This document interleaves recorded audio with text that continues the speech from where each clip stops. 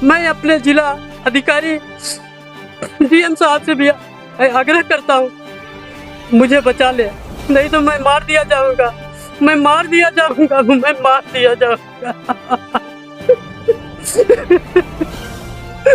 मैं मार दिया जाऊंगा। ये भूमाफिया मुझे छोड़ेंगे नहीं, मुझे मार डालेंगे, मुझे मार डालेंगे। हमेशा फिराक में है। मैं न्यायालय की चला था तो भी मुझे वहाँ पे पास बच गया, मेरे बच्चे यतीम हो जाएंगे। दोस्तों नमस्कार, जैसा कि आपको बता दें कि तमाम विवाद हमेशा देखने को मिलता है राजस्व विभाग का। उसी तरीके से आज हम गोपीगंज नगर पालिका में पहुंचे हुए हैं पूरे गुलाब, जो कि कई महीनों से कई वर्षों से विवाद चल रहा है। जैसा कि हमने सुना है, आपने भी देखा होगा कि यदि एक बाप के 5 लड़के हैं तो हक बराबर होना चाहिए, लेकिन कहीं न कहीं देखा जा रहा है, चाहे वो भदोही जिले के या पूरे उत्तर प्रदेश में कहीं देखा जा रहा है, किसी तहसील पर जैसा जो दबंग रहता है वो ज्यादा ले लेता है और उसी को लेकर के तहसील का चक्कर, मुख्यालय का चक्कर लगाते लगाते लोग थक जाते हैं। कभी कभी थक हार करके वो छोड़ ही देते हैं, चलिए कम मिले चाहे ज्यादा मिले उसी में हम संतोष करेंगे। उसी पर्पज से आज हम आए हैं गोपीगंज, जो पूरे गुलाब वार्ड नंबर 12 की ये घटना है नई बस्ती में। आपको बता दें कि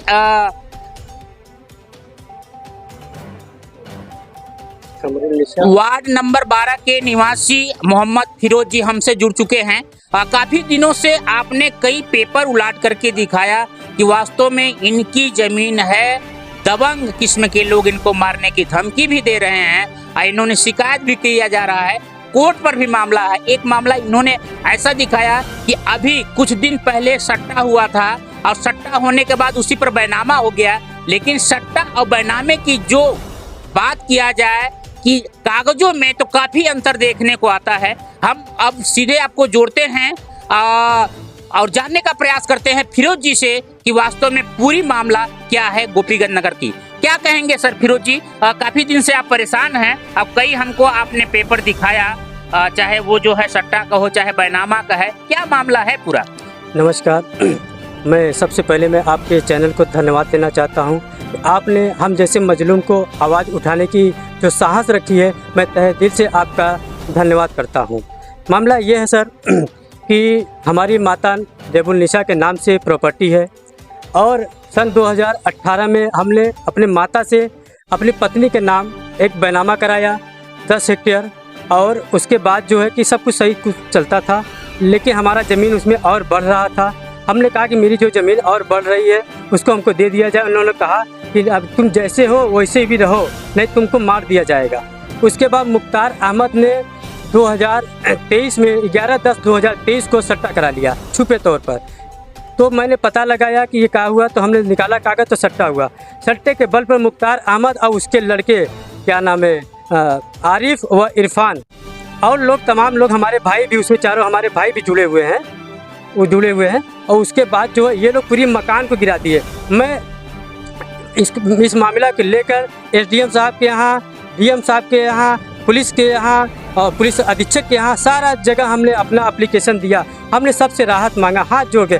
लेकिन मैं शुक्रगुजार हूँ जिला अधिकारी महोदय जी का, तहे दिल से मैं उनका शुक्रिया अदा करता हूँ। उन्होंने तुरंत बात को सुनते हुए हमारे तुरंत संज्ञान में लिया। मैं उनका इतना आभारी हूँ क्योंकि मैं शुक्रिया अदा नहीं कर सकता। मैं शुक्रगुजार हूँ अपने पुलिस अधीक्षक महोदय जी का, जो उन्होंने मेरी बात सुनी है, लेकिन थाने पे मेरी कोई सुनवाई नहीं हुई। इन दबंगों ने, इन भूमाफियाओं ने मेरी मकान को, 2 तल्ला मकान, 2 मंजिला मकान को गिराकर ध्वस्त कर दिया। उसके बाद सट्टा के बल पर मकान गिराया गया।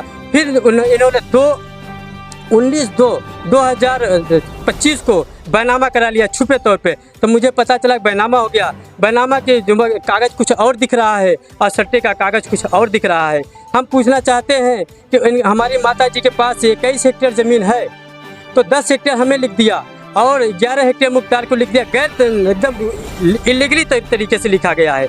और उनका तो इनका जो है कि जो चौहद्दी है उनका कहाँ से आ गया? जब हमारे पास 20 रुपया है, 10 रुपया हम आपको दे दिए, 10 रुपया आपको दे दिए, तो मेरे पास कहाँ से बचेगा? और दूसरी बात, हमको शुरू से धमकाया जा रहा है, मुझे शुरू से एकदम मारने की कोशिश की जा रही है कि अगर तुम न्यायालय जाओगे, किसी अधिकारी के पास जाओगे, देवरिया जैसा तुम्हारा हाल किया जाएगा, तुम्हारे बच्चों को मार दिया जाएगा। मैं कैसे जीऊँ? आप लोग बताइए, मुझे कैसे न्याय मिलेगा? क्या यही न्याय है? गरीब के जीने का हक नहीं है? अगर यही न्याय है तो हम अपने बच्चों को, अपने बीवी को लेकर खड़े होते हैं। मैं कहता हूँ कि मुझे गोली मार दिया जाए, मैं कहता हूँ मुझे गोली मार दिया जाए। अगर मुझे ज़मीन पे जीने का हक नहीं है तो मुझे गोली मार दिया। इन भूमाफियाओं का मैं अपने मुख्यमंत्री आदरणीय योगी आदित्यनाथ जी से भी मैं कहना चाहता हूँ, आपका कहते हैं कि भूमाफियाओं का यहाँ से खात्मा हो चुका है। मैं तो देख रहा हूँ भूमाफिया ऐसे टहल रहे हैं, भूमाफिया टहल रहे हैं, हमारी मकान को गिरा दिए, हमारी मकान को, हमारी ज़मीन को न जाने किस तरीके से लिखवा लिए। आप बताइए, आप एक ही ज़मीन को दो बार कैसे रजिस्ट्री हो गई?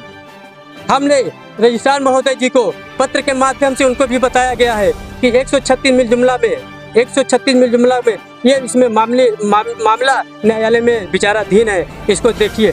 वो भी नहीं सुने।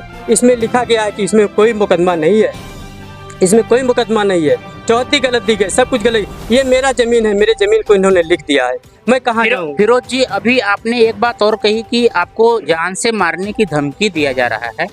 कौन ऐसा धमकी दे रहा है आपको? ये क्या नाम, मुख्तार के लड़के हैं, मोहम्मद आरिफ और इरफान, और इसमें हमारे भाई भी हैं।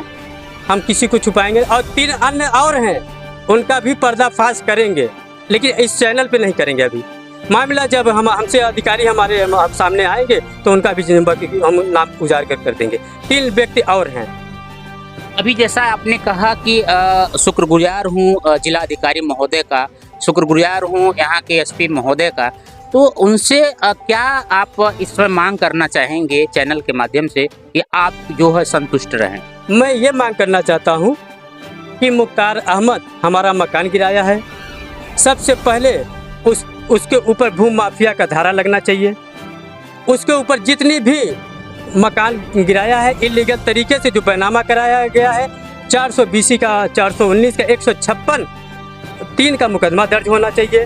मैं ये मांग करता हूँ। और मैं अपने ज़िला के जितने भी अधिकारी हैं सबके यहाँ पत्र दे चुका हूँ, थक गया हूँ देते देते।